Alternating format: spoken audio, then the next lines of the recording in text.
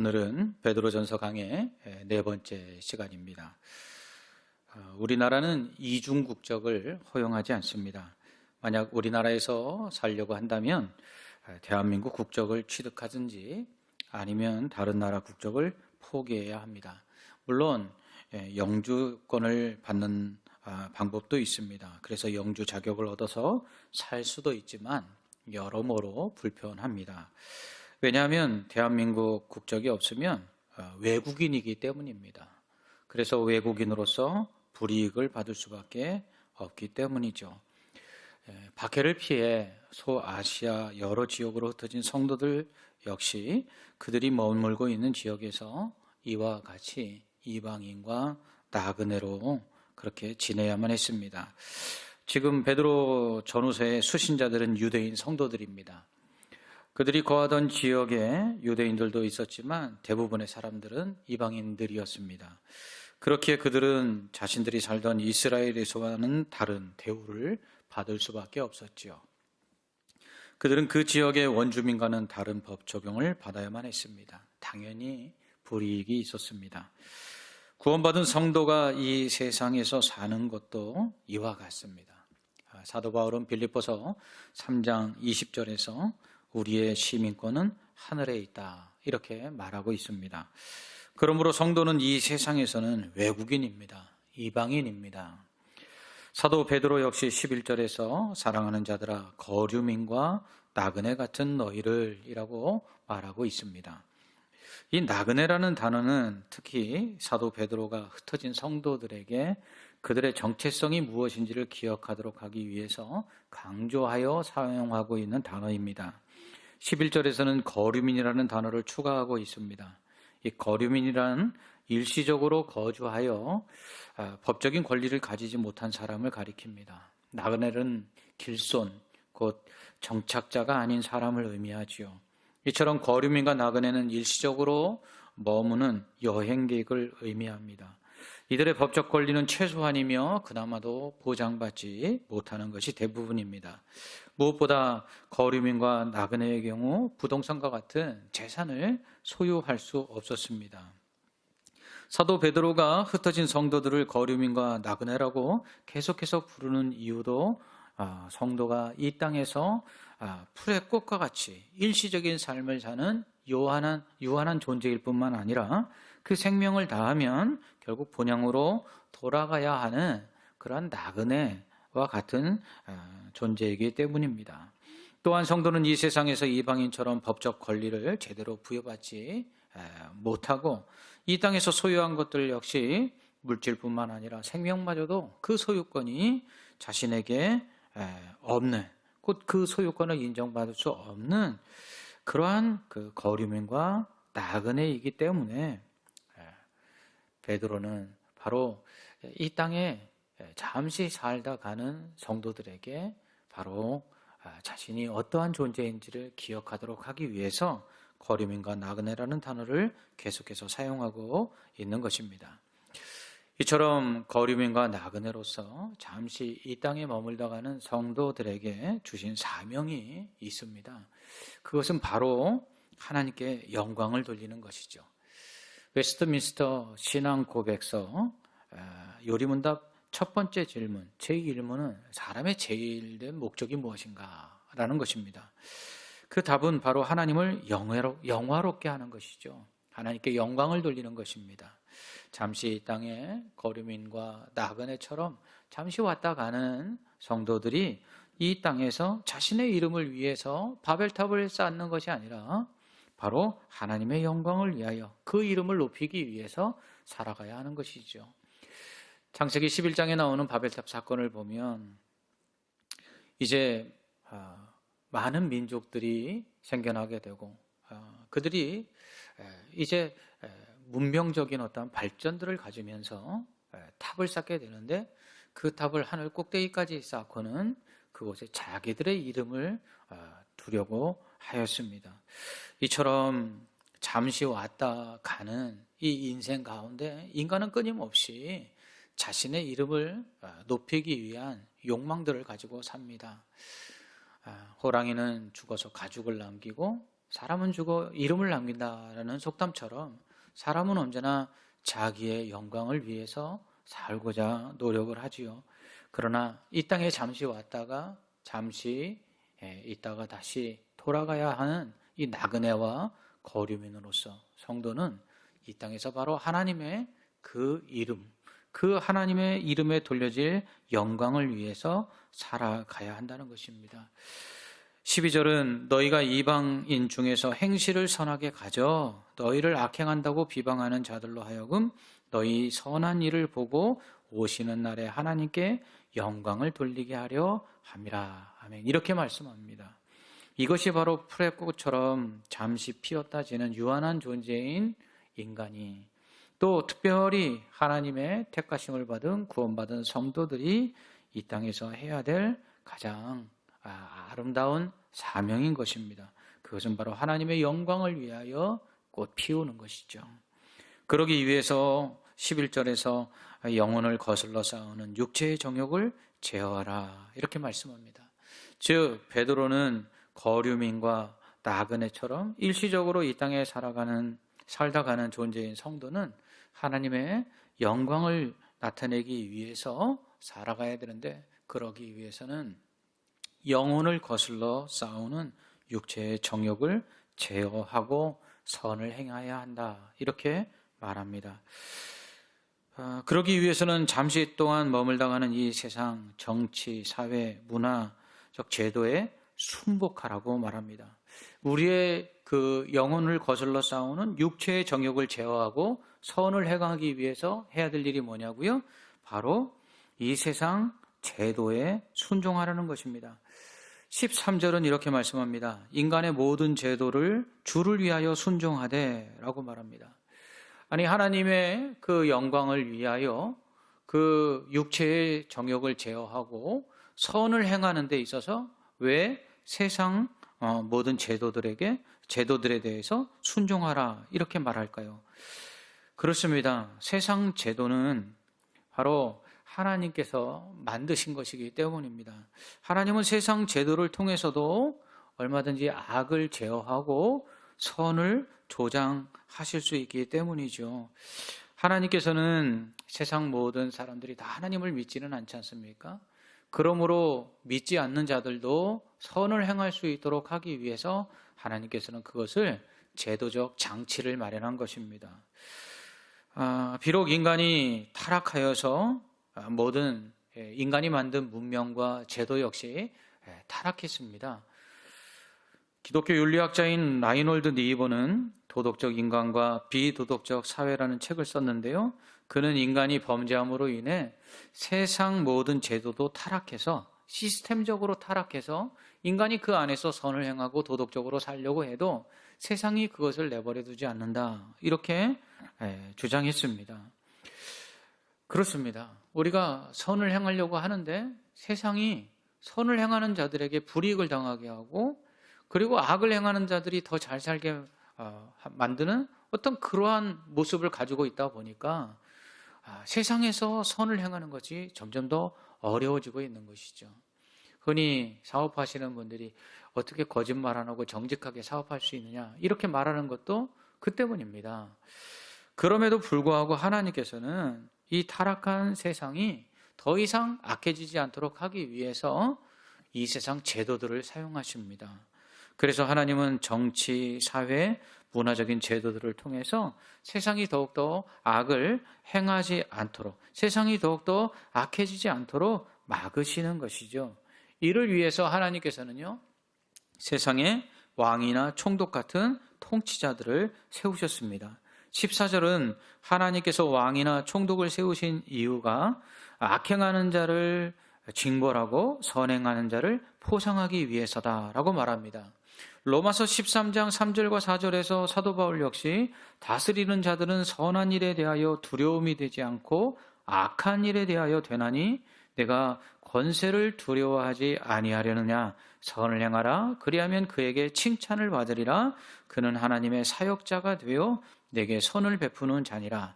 그러나 내가 악을 행하거든 두려워하라. 그가 공연히 칼을 가지지 아니하였으니 곧 하나님의 사역자가 되어 악을 행하는 자에게 진노하심을 따라 보응하는 자니라. 아멘. 이렇게 말하고 있습니다.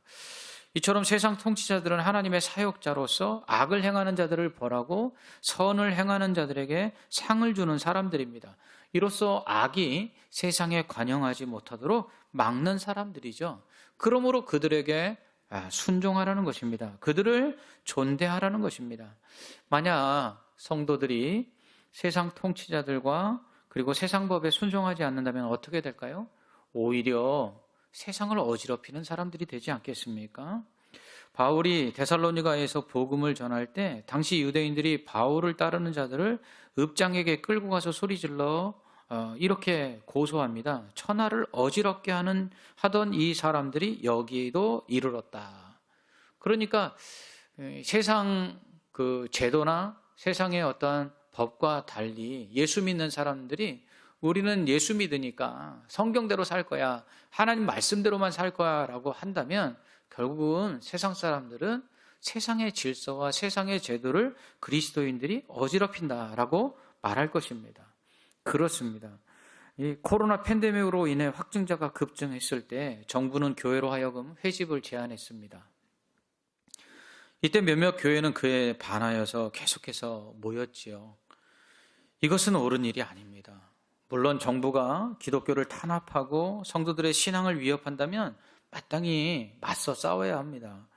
그러나 지금 코로나 팬데믹과 같은 상황 속에서 국가의 안위와 그리고 국민들의 안전을 위해서 교회가 회집을 좀 제한했으면 좋겠다고 정부가 요청한다면 마땅히 순종해야 됩니다. 그럴 때 교회를 비방하는 자들이 오히려 교회를 통해서 하나님께 영광을 돌릴 수 있는 것이죠.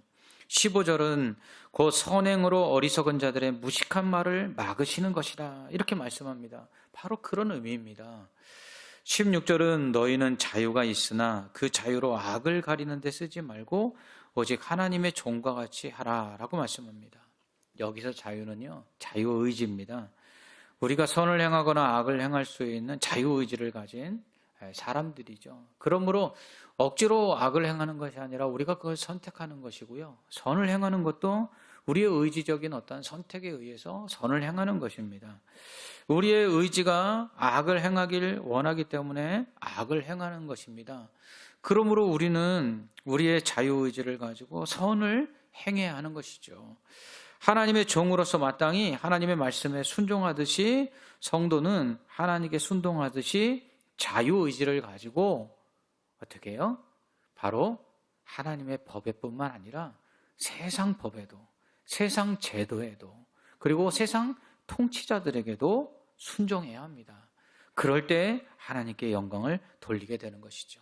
우리가 이 세상을 살면서 선을 행하려고 할 때 우리의 영혼을 거스려 싸우는 이 육체의 정욕만 제어한다고 되는 것이 아니라 우리가 우리 안에 있는 자유의지를 가지고 이 세상의 제도와 법에 순종할 때, 그럴 때 우리는 선을 행할 수 있는 것이죠. 세상 법이 어디 다 잘못됐습니까? 그 법대로 안 하니까 세상이 이 모양인 것이죠. 세상 법이 악합니까? 아니죠. 세상 법 역시 하나님의 법처럼 악을 행하는 자들을 벌하고 선을 행하는 자들에게 상을 주는 그러한 제도들입니다.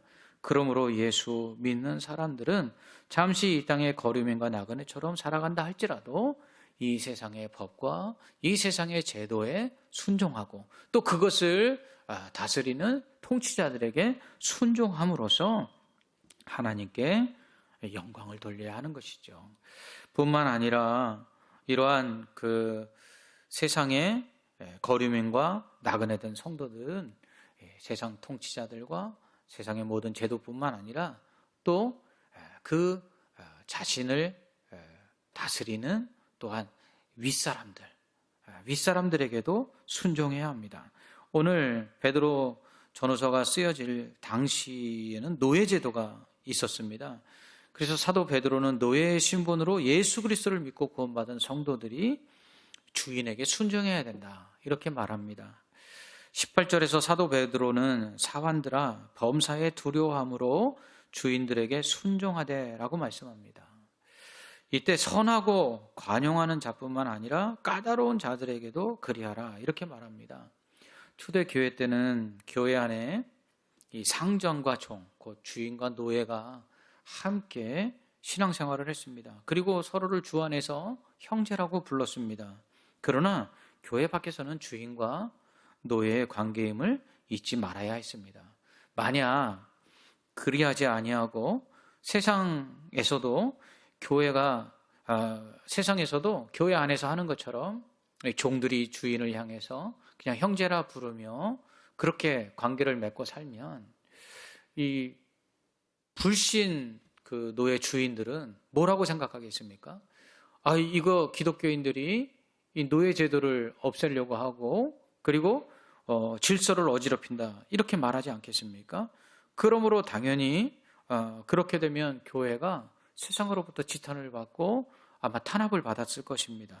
그래서 교회 안에서는 서로 형제라 불러도 교회 밖에서는 주인과 노예의 관계 속에 있음을 기억하고 종들은 상전들에게 순종하라 이렇게 말한 것입니다. 이것은 불신 주인들에게도 마찬가지입니다. 믿는 노예가 믿지 않는 그 상전들에게도 순종할 때 그래야 세상이 비방하지 아니하고 하나님께 영광을 돌렸기 때문이지요. 이러한 불신 주인들 가운데는 까다로운 자들도 있었습니다. 베드로는 그런 자들에게도 순종하라고 말합니다. 그런 자들에게 그 부당하게 고난을 당할 때 오히려 참고 견디며 순종하라고 당부합니다. 만약 믿는 노예가 불신 주인으로부터 만약 그 주인이 까다로워서 부당하게 고난을 당하는데 그것에 대해서 항거하고 그리고 그것에 대해서 반기를 든다면 어떻게 되겠습니까? 오히려 수많은 노예들이 다 같이 고생을 당하지 않겠습니까? 그래서 이러한 그 까다로운 주인들에게도 참고 견디라는 것입니다. 그럴 때 그것이 오히려 하나님께 영광을 돌린다는 것이죠. 그렇게 되면 노예제도를 성경이 찬성하고 있고 노예제도를 폐지하는 것에 대해서 반대하고 있는 것인가? 그것은 아닙니다. 이 노예제도라는 것이 하나님 보시기에 좋지 않기에 교회 안에서는 주인과 노예가 서로 형제라고 불렀던 것이죠. 주 안에서 함께 형제가 되어서 주인도 없고 노예도 없는 그러한 관계가 바로 예수 그리스도 안에서 믿음으로 한 형제된 성도들의 모습인 것이죠. 그러나 세상은 아직 그것을 허용하지 않으니까 그것들에 대해서 용인하고 오히려 불신 주인들이 믿는 노예들을 부당하게 대우해도 고난을 당해도 잘 섬기라는 것입니다. 그래서 오히려 선한 영향력을 끼쳐서 그들의 마음을 감동시키라는 것이죠. 이는 그들을 구원하기 위한 것이에요. 믿지 않는 상전들을 구원하기 위해서는 종된 성도들이 그 주인에게 항거하는 것이 아니라 그들에게 순종하는 것이죠. 이것을 위해서 어떻게 해요? 참고 견디라고 말합니다. 오늘날 직장생활 가운데 이것을 적용한다면 까다로운 불신 상사들에게도 순종하라는 것입니다. 그로 인해 부당하게 고난을 당해도 참고 견디라는 것이죠. 왜냐하면 그럴 때 그 사람을 얻을 수 있기 때문입니다. 제가 청년들을 지도할 때 직장에서 일을 잘하라고 늘 이야기했습니다. 예수 믿는 사람은 직장에서 인간관계도 잘 맺어야 되지만 일도 잘해야 된다고 이야기했습니다. 예수 믿는 사람들이 일도 잘하고요, 인간관계도 잘 맺으면 이 불신 상사들, 불신 직장 동료들을 구원할 기회를 얻게 되는 것이죠. 그렇습니다. 우리가 바로 이것을 위해서 그곳에 파송된 선교사들입니다. 우리가 원하는 관계들, 우리가 좋아하는 일들만 하며 산다면 얼마나 좋겠어요. 그러나 그러지 못할 때가 더 많지요. 그런데 왜 하나님께서는 우리를 그러한 가운데 두셨을까요? 그것은 바로 우리를 그곳에 선교사로 파송한 것입니다. 그래서 우리는 그들과 다투고 싸우는 것이 아니라 우리는 그들에게 오히려 복음을 전할 기회를 얻기 위하여 그들에게 선을 행하고 부당한 대우를 받아도 참고 견디는 것이죠. 고린도전서 9장 19절로 23절에서 사도 바울은 이렇게 말합니다. 내가 모든 사람에게서 자유로우나 스스로 모든 사람에게 종이 된 것은 더 많은 사람을 얻고자 함이라. 유대인에게 내가 유대인과 같이 된 것은 유대인들을 얻고자 함이요, 율법 아래에 있는 자들에게는 내가 율법 아래에 있지 아니하나 율법 아래에 있는 자같이 된 것은 율법 아래에 있는 자들을 얻고자 함이요, 율법 없는 자에게는 내가 하나님께는 율법 없는 자가 아니요 도리어 그리스도의 율법 아래에 있는 자이나 율법 없는 자와 같이 된 것은 율법 없는 자들을 얻고자 함이요, 약한 자들에게 내가 약한 자와 같이 된 것은 약한 자들을 얻고자 함이요, 내가 여러 사람에게 여러 모습이 된 것은 아무쪼록 몇 사람이라도 구원하고자 함이니 내가 복음을 위하여 모든 것을 행함은 복음에 참여하고자 함이라. 아멘. 우리가 그렇게 부당한 대우 받지 않아도 되지요. 요즘 같으면 뭐 직장 옮기면 되지요. 그런데 우리가 그것을 참고 견디는 것은 그들을 얻고자 함이랍니다. 예수님이 우리를 얻기 위해서 당하지 않아도 될 고난을 당하셨지요. 오늘 베드로는 바로 그것을 말하고 있습니다. 바로 예수님께서 우리를 그렇게 구원하시기 위해서 자신이 당하지 않아도 될 고난을 당하셨다, 이렇게 말씀하면서 우리가 그것을 본받는 것이다, 이렇게 말하고 있습니다. 21절을 보면 이를 위하여 너희가 부르심을 받았으니 그리스도도 너희를 위하여 고난을 받으사 너희에게 본을 끼쳐 그 자취를 따라오게 하려 하셨느니라. 아멘. 예수님이 이 땅에 오실 필요 없었죠. 예수님은 하늘에서 그냥 심판하시면 됩니다, 죄인들. 그런데 그분이 이 땅에 오셔서 십자가를 지시고 고난당하신 이유는 우리를 구원하시기 위해서 우리처럼 되셨죠. 사람이 되셨어요.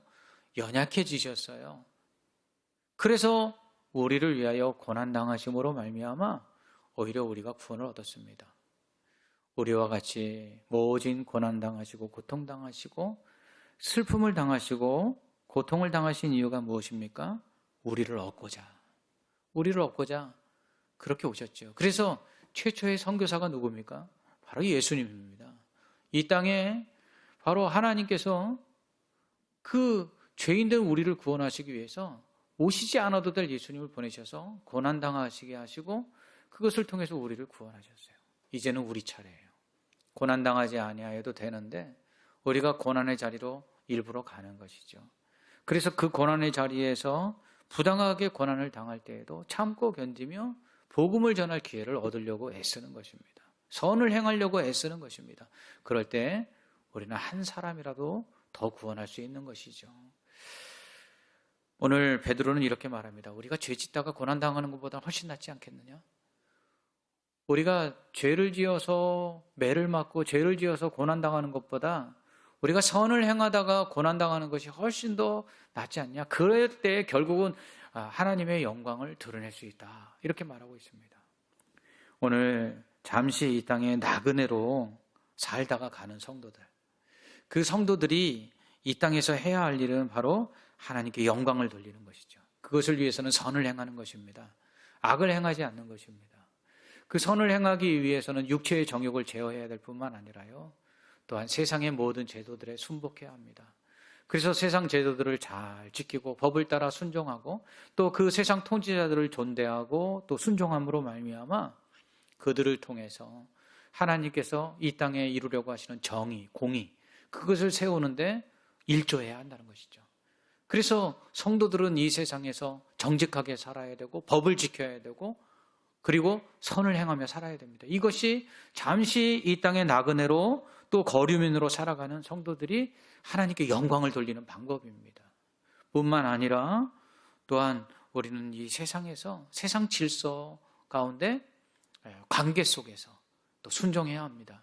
직장의 상사들, 또 이러한 모든 관계들이 때로는 부당한 대우를 받을 수도 있고 또 고통을 당할 수도 있지만 우리는 예수 그리스도께서 우리를 구원하시기 위해서 당하신 고난을 기억하고 본받으면서 우리도 그 영혼을 구원할 수 있는 것이 무엇일까 생각하면서 고난을 감내하고 인내하며 나아가야 됩니다. 그리고 선을 행해야 됩니다. 그럴 때 그들이 우리의 선한 행실을 보고 하나님께 영광을 돌릴 뿐만 아니라 그들이 우리처럼 예수 그리스도를 믿고 구원을 받게 되는 것이죠. 잠시 있다 가는 인생입니다. 잠시 거류민처럼 또 나그네처럼 있다가 원래 돌아가야 될, 본향으로 돌아가야 될 우리들입니다. 본향에 돌아갔을 때 주님이 우리에게 물으실 것입니다. 무엇하다 왔느냐? 예수님 본받아서 살았습니다. 예수님처럼 한 영혼이라도 더 구원하려고 고난도 당했습니다. 예수님 본받아 살려고 때로는 부당한 대우 속에서도 참고 견디며 오히려 그 영혼들을 사랑하고 그 영혼들을 위하여 복음을 전하고 그 영혼들을 축복하며 살다 왔습니다 라고 고백할 때 주님이 잘하였도다 착하고 충성된 종아, 내가 작은 일에 충성하였으니 내가 내게 큰 일을 맡기리라 할 뿐만 아니라 우리에게 맡겨주신 것보다 더 많은 것으로 우리에게 상 주시는 그러한 은혜가 있을 줄 믿습니다. 잠시 살아가는 우리 이 땅에서의 삶에서 보다 가치 있는 게 뭘까요? 그 가치 있는 삶을 살아가는 저와 성도들 되시기를 주님의 이름으로 축원합니다. 아멘. 기도하겠습니다.